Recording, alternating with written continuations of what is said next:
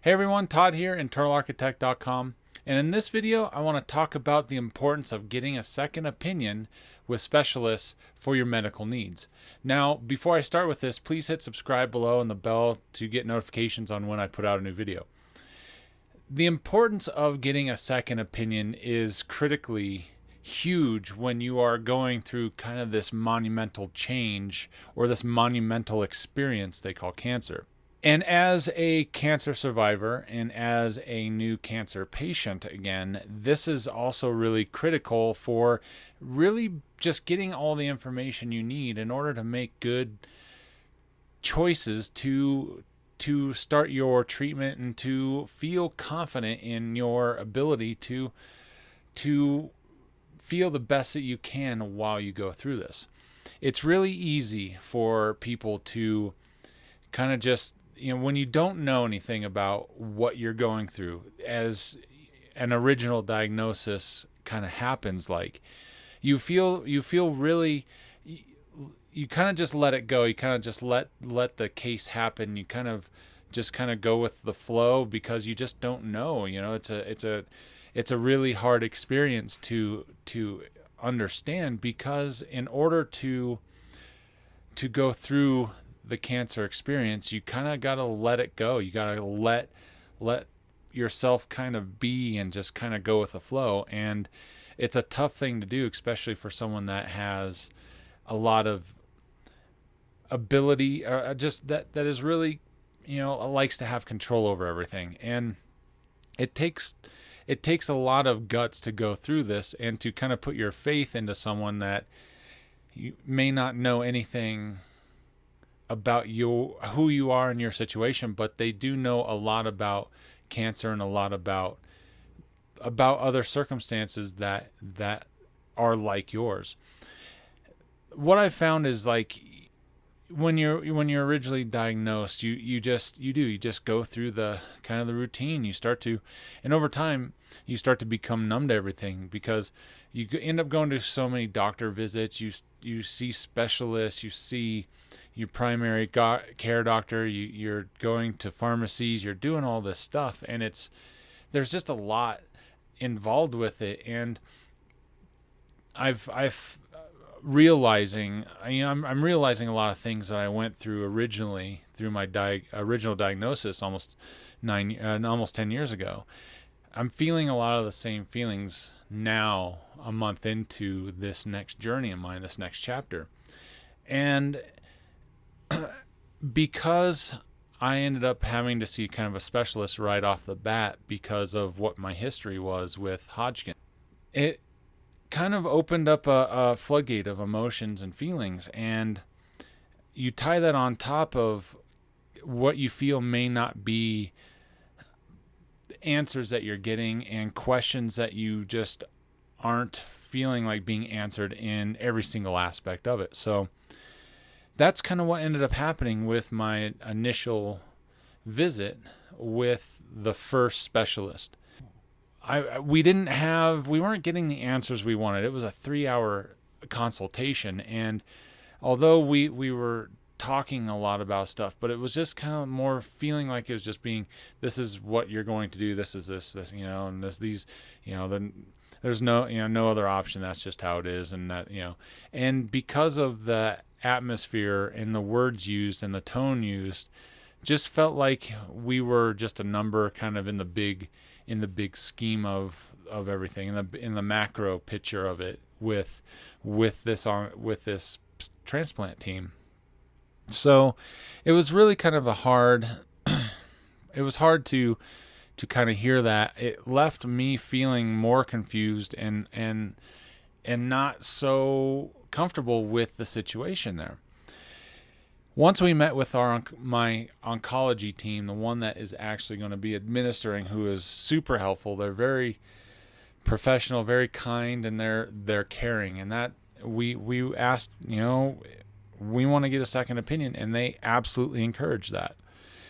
And my oncology team helped us set up an appointment with another specialist in Denver, and that happened yesterday.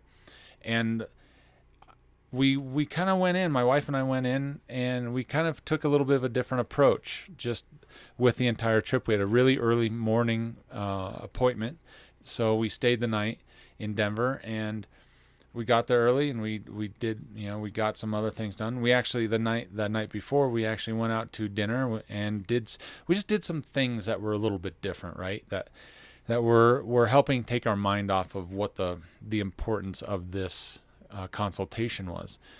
And so, we got a hotel down there, and we just went through we just enjoyed our time together, and then we had our meeting the next day, and it was really good to meet this doctor, because he specializes in reoccurrence of lymphoma and Hodgkin's in particular. And there wasn't a lot of difference between what the first specialist said and the second specialist said, but it was in how it was presented to us. And that's where it really made a big difference. There was some things that were brought up that were different, and we were able to kind of take all this stuff into consideration for what we were looking to do for my treatment plan. I've been spending a lot of time looking at kind of the big picture of it all, what it's going to be like, after the initial 6 cycles of this, and my PET scan after 3, and then what they are considering maintenance chemo and a lot of this other stuff. And just having a lot of fear left over from my first initial visit with the first team. So with this second consultation, we were able to get a much better grasp of the picture of it. And I left feeling much more confident and better with what I'm about to go through with treatment. So at the end of the day, I'm glad that the second opinion happened. It gave me a lot more insight into what the overall treatment's going to be for me for the next, next 6 months to the next 2 years, really. And it gave me enough to kind of just feel good about the next steps of what we're going to take. So that is the main reason why you want to get a second opinion, is just for the pure fact of just making sure that you get all the information presented to you. And honestly, if insurance would take it, I'd try to get a third and fourth and a fifth opinion, but that would require traveling out of state, and that's just not realistic, and it logically not going to happen. But right now, again, I feel really good. I'm glad we got the second opinion. And you always hear about how, is it kind of morally okay, this and that. Honestly, at the end of the day, it doesn't matter what team you're going to go with. As long as you feel comfortable with the team that presented you with the best information in the most understandable way you can. And that's why it's super critical for you to make a choice on who it is that you are going to get treatment from. So take the time to go through this. If you're diagnosed and, let's say relatively early, say stage 2 or 3, what's another 2 weeks going to be in getting that other opinion to make sure that you are going down the right path for treatment? Because, chemotherapy is no joke. It's going to wreck you. It's going to do a lot of damage. So keep that in mind, So yeah, just take some time, take a moment to really allow yourself to do this. And then don't feel bad if you decide to go with another team, because at the end of the day, it's just a business, and you should treat it as such. And you should treat your health as business, because you are essentially spending a lot of money with these teams to one, make yourself better, and to get yourself healthy again. So by all means, take the time to make what you feel is the right choice.